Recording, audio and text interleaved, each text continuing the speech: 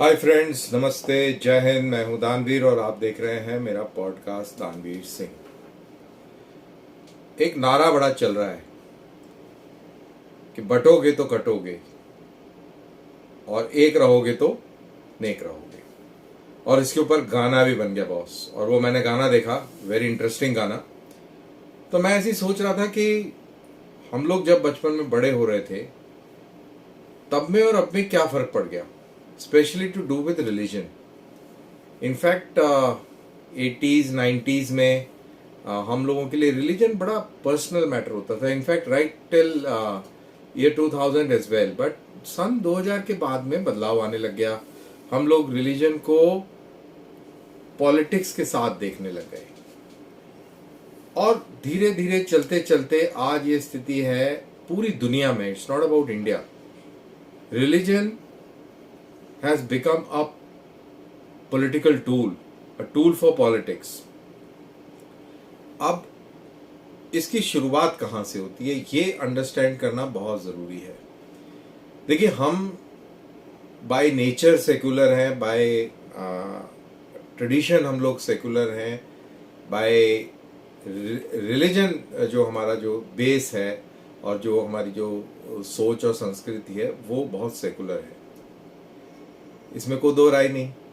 अगर आप हिस्ट्री के पढ़ने वाले हैं तो अजमेर की दरगाह की स्थापना मुसलमानों के आने से पहले भारत देश में हुई और इसको बसाने बिठाने वाले भी भारतीय राजा थे, हिंदू राजपूत राजा थे।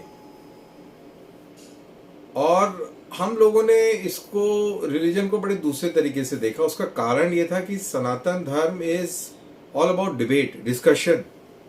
आप राम के ऊपर डिस्कशन कर सकते हैं, आप भगवान के ऊपर डिस्कस कर सकते हैं, भगवान है कि नहीं है, इन चीज़ों पर डिस्कस कर सकते हैं। और आई एम वेरी श्योर बहुत कम लोगों में से मालूम होगा कि हमारे यहाँ पर एक सारस्वत ब्राह्मण भी होते हैं। अब जिन जिन लोगों को नहीं मालूम था वो प्लीज़ कमेंट बॉक्स में जरूर बताएंगे कि सारस्वत ब्राह्मण कौन है।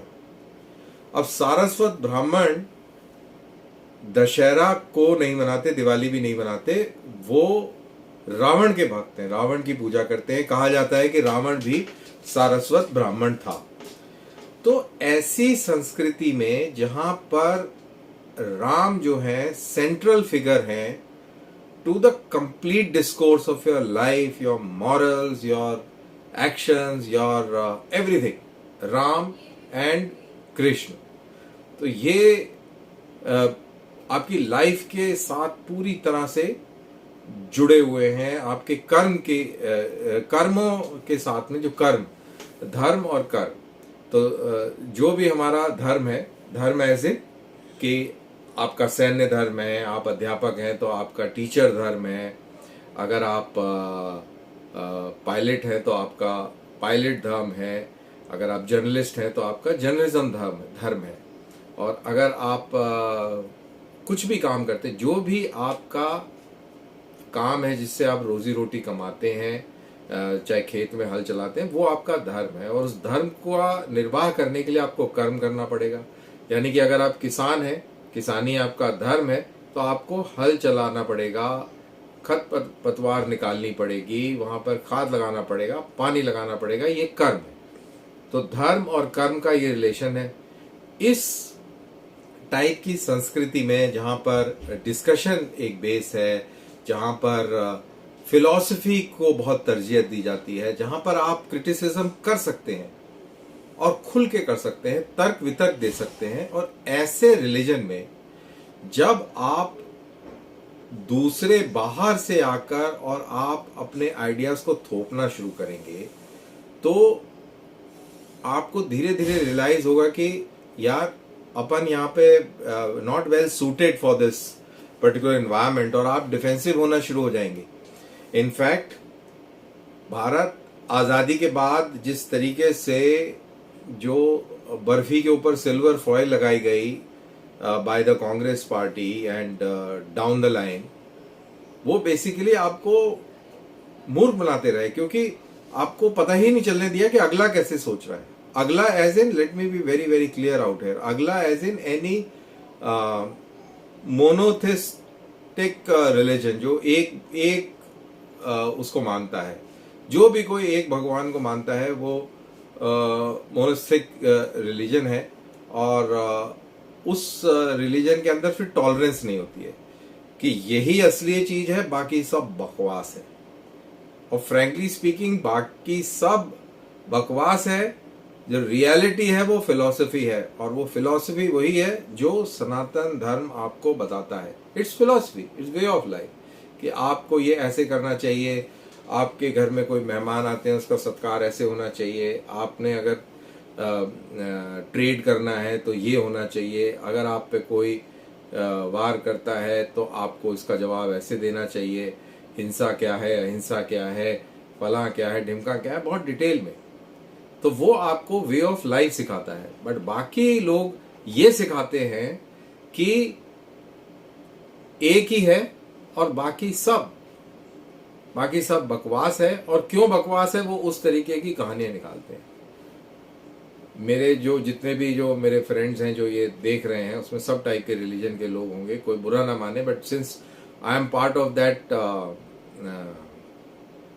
दैट रिजीम जहां पर डिस्कशन एक बहुत इंपॉर्टेंट चीज होती है, तो डिस्कशन पॉइंट ऑफ व्यू से मैं अपना पॉइंट रख रहा हूं कि हम उस पद्धति को फॉलो करते हैं, हम उस विचारधारा को बिलोंग करते हैं जहां पर डिबेट है, डिस्कशन है। डिबेट डिस्कशन पोइट्री फॉर्म में है, प्लेज और आर्ट के फॉर्म में है, स्कल्पचर के फॉर्म में डिस्कशन है। आपको जो फील होता है आप उसको एक स्कल्पचर बना के आप उसको प्रस्तुत करते हैं, और इसी तरीके से, और हर जगह के कल्चर के हिसाब से आपके खाने पीने हैं। और it's a very highly developed culture. Indian culture और the Sanatan culture is a very very highly developed culture. उसके अंदर बहुत डेप्थ है, क्विजीन में डेप्थ है, आपकी आर्ट में डेप्थ है, आपके फैब्रिक में डेप्थ है, आप यू नेम इट, साइंस, आपकी yoga is one of the classic examples. अगर वीविंग की बात करें तो Banarasi sari is another example. Banarasi sari है, साउथ इंडिया के बेहतरीन साड़ीज हैं। तो क्या बारीकी से यहाँ पर वीविंग हुई, इंडिया में वीविंग होती थी, अभी भी होती है। कलनरी, खाने पीने के जो रिचनेस है, जो मसालों का जो मिश्रण और जो जायका अलग अलग इलाकों से मिलता है, वो आपको सभ्यता की डेप्थ बताता है। जो आपकी मूर्तियां हैं, कितनी, खैर नॉर्थ में तो सारी मुसलमानों ने तोड़ दी, अगर आप साउथ इंडिया में जाएं तो फिर आपको पता लगेगा कि कितनी इंट्रिकेट आपने आर्ट फॉर्म डेवलप किया। जो आपकी फिलॉसफी है, जो वेद हैं, वो कितने गहराई तक जाते हैं, ये आप अंदाजा नहीं लगा सकते अगर आप रुचि नहीं रखते, अगर आप उसको समझते नहीं है तो आप उसका अंदाजा नहीं लगा सकते।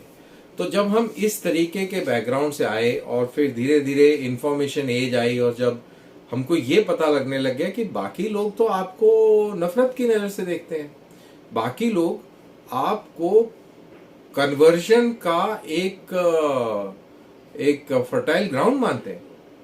क्रिश्चियनिटी हो गई, मुस्लिम्स हो गए, ये आपको, इनका एक ही मकसद है कि आपको कन्वर्ट किया जाए, और इनका मानना है कि आप जो मानते हैं वो बकवास है, जो उनको वो जो जानते हैं वो बहुत ही आला दर्जे की सुप्रीम चीज है।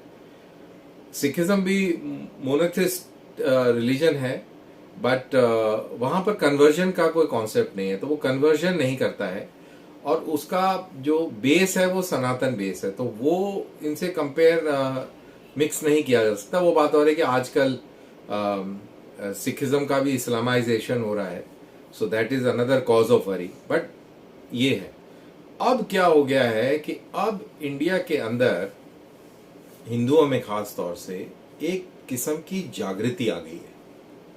वो कहता है कि यार, मैं आपको ये अमर अकबर एंथनी और गंगा जमनी तहजीब और all that bullshit, you know, वो क्या था, रघुपति राघव, राजा राम और ईश्वर Allah, something like that. So actual वाला कुछ है और ये जो फैब्रिकेटेड और ये ड्रामा है ये अलग है। तो आप चाहे कुछ भी कर लें, लेकिन अगला आपको आपके लिए दुआ नहीं करता है, आपके लिए कोई भलाई की बात नहीं सोचता। ये हमने बड़ा अच्छा उदाहरण हमने ये बांग्लादेश में देख लिया है। आप लोगों ने उनको आज़ादी दिलाई, वो आज आप ही के पीछे पड़े हुए हैं।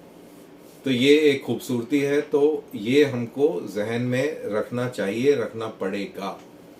और जब ये नारा लगता है कि अगर आप बटोगे तो कटोगे, तो कहीं ना कहीं उसके अंदर ये डेप्थ की सच्चाई है। और जो लोग हैं जो बांटना चाहते हैं, जो कहते हैं कि भाई अगर तुम बटोगे तो जो बांटने वाले हैं वो महफिल सजाएंगे, it's a fact. If you just look at it, they want you to be divided. वो नहीं चाहते कि आप तरक्की करें, आप प्रोग्रेस करें, आप स्ट्रेंथ अपनी दिखाएं। क्योंकि देखिए, अगर आप पॉलिटिकल स्टेबिलिटी देते हैं तो देश के अंदर जबरदस्त तरक्की होती है। Economics, science, military, agriculture, everything goes tops. तो ये हमको समझना पड़ेगा, हमको ये सोचना पड़ेगा कि हम कहाँ से आते हैं। हमको जरिया बनाकर लोग किस तरीके की पॉलिटिक्स कर रहे हैं, और हमारा कोई दुरुपयोग ना कर ले, इसका हमें पूरा ख्याल रखना पड़ेगा, सतर्कता बरतनी पड़ेगी। और मेरा ये बिल्कुल मानना है कि अगर आप बटेंगे तो आप कटेंगे। अब इसके अंदर बटना और कटना, this is all democratic and political. It is not कि 1857 की कोई आज़ादी की जंग हो रही है कि तलवारें चल रही है। No, it is political. अगर आप बट जाओगे तो बांटने वाले महफिल सजाएंगे और आप ही को काटेंगे। कैसे काटेंगे? एनजीओस को रिलीज छोड़ देंगे, जो एनजीओस पे भी काबू किया हुआ है, जो धर्म परिवर्तन के उसमें लगे हुए थे, उनको छोड़ देंगे। आपकी बात को दबाया जाएगा, आपकी बात नहीं सुनी जाएगी, बट दूसरों की बात सुनी जाएगी। और जो अब्राहमिक रिलीजन्स का जो प्रकोप है और जो टेरर है, वो आप पे अनलीश कर दिया जाएगा। तो इस चीज का हमको बहुत बहुत ख्याल रखना चाहिए कि हम किसी भी हालत में एट एनी कॉस्ट बटे नहीं। अगर बटेंगे नहीं तो हम पॉलिटिकली कटेंगे नहीं, और पॉलिटिकली अगर कटेंगे नहीं तो हम बहुत मजबूत होंगे, हम तरक्की करेंगे, हमारे बच्चे उन्नति करेंगे, और दिन दुगनी रात चौगनी हमारी बढ़त होगी। तो इसी के साथ हैप्पी धनतेरस, और ध्यान रहे अगेन कि ना हमें बटना है और कटने का सवाल नहीं है।